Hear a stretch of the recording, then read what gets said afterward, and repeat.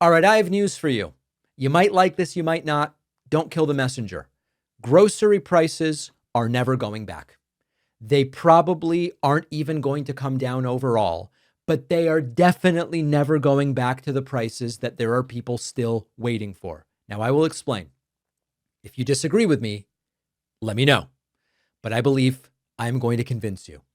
One of the biggest misunderstandings people have right now is the idea that grocery prices are supposed to be much lower.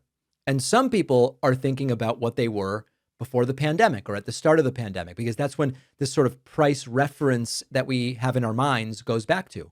So there are people still thinking that the right price for groceries is 2019 or 2020 pricing.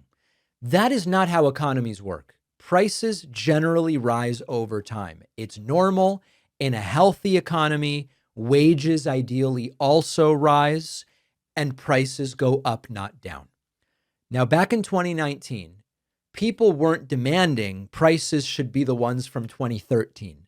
In 2016, people weren't saying prices should really be what they were in 2009 or 2010.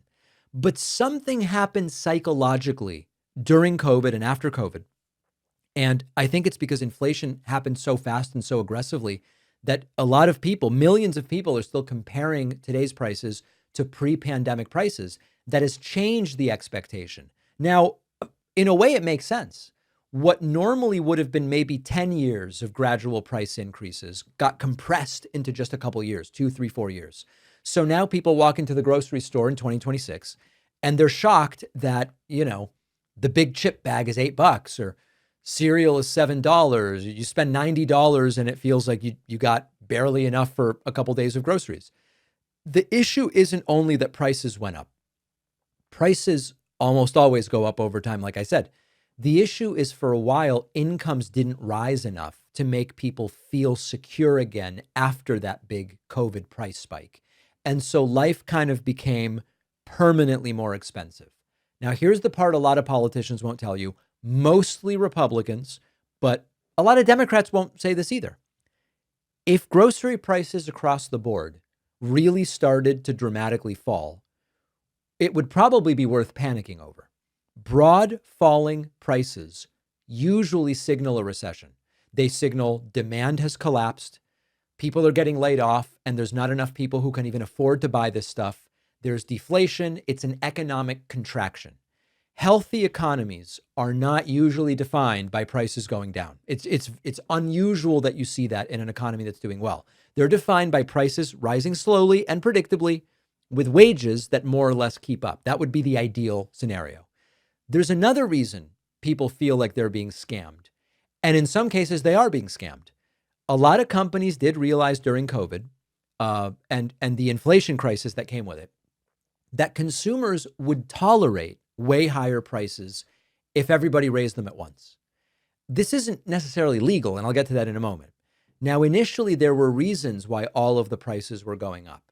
Shipping costs are up, fuel costs are up, there's labor shortages because of COVID, there's supply chain problems, then there was bird flu, and more recently we've got tariffs. There were all of these reasons why people said, I understand why prices are going up, I tolerate it. Once consumers adjusted to paying more, a lot of companies figured out we can just keep prices high, even after some of these pressures ease. And so the emergency period ended, the prices stayed high. And then we started to see on top of it some shrinkflation where prices stay the same, but now the cereal box is smaller. By the way, I apologize for a popcorn interjection, if I may. The other day, I bought a beautiful cheddar dusted popcorn. The bag was less than half full. It was puffed up with air. So when you grab it, you go, wow, thick and girthy bag. You open it, totally flaccid contents. Okay. So I'm with you on the shrinkflation. But the point is, chips bags have less stuff inside and paper towel rolls are thinner and all that stuff. Okay. So you're paying the same and getting less. Sometimes you're paying more to get the same. Over time, this just continues.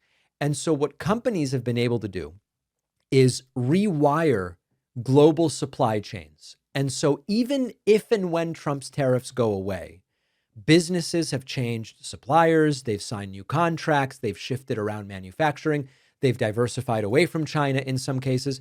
That's baked in now. And this is one of the warnings we've had about Trump's tariffs. That doesn't end if the tariffs stop. Corporations rarely voluntarily reverse price increases once consumers have proven we will pay it. And that's why what we are experiencing right now is not temporary. Does this make Trump's promises of drastically lower grocery prices extra dishonest? Of course, but that's Trump. That's not new. The whole point here is people want to feel less stressed when they walk into a grocery store. They want a quick grocery run, not to be, wow, I just spent $120 and I got nothing. And increasingly, people are going to have to realize the prices are never going back. The best case scenario would be that grocery prices rise more slowly than wages rise, and that this will allow people to catch up a little bit. But if you hear them say, we're going to get the prices on these groceries way down, you should be equipped with the knowledge that it's not going to happen. What do you think? Did I convince you, or do you think it's reasonable to expect grocery prices to go down on average? Think of how much personal information you put into your favorite AI chatbot. They track everything you say on the app. Many of them sell the data to ad companies, and they use your personal info to train the AI so your personal life lives inside the chatbot forever. Creepy stuff, which is why I recommend Venice. It's sort of like a VPN for AI. Our sponsor, Venice, gives you access to all the best and latest language models, ChatGPT, Claude, Gemini, Grok, DeepSeek, as well as leading image, video, and music generation models, all in one place, but you can use them privately and anonymously, and it's completely uncensored. On Venice, you can ask the AI for anything, and it won't say no.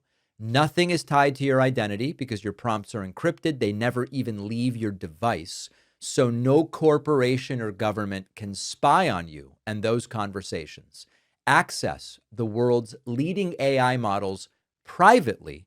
You'll get 20% off any plan when you go to venice.ai/Pakman and use the code Pakman. The link is in the description.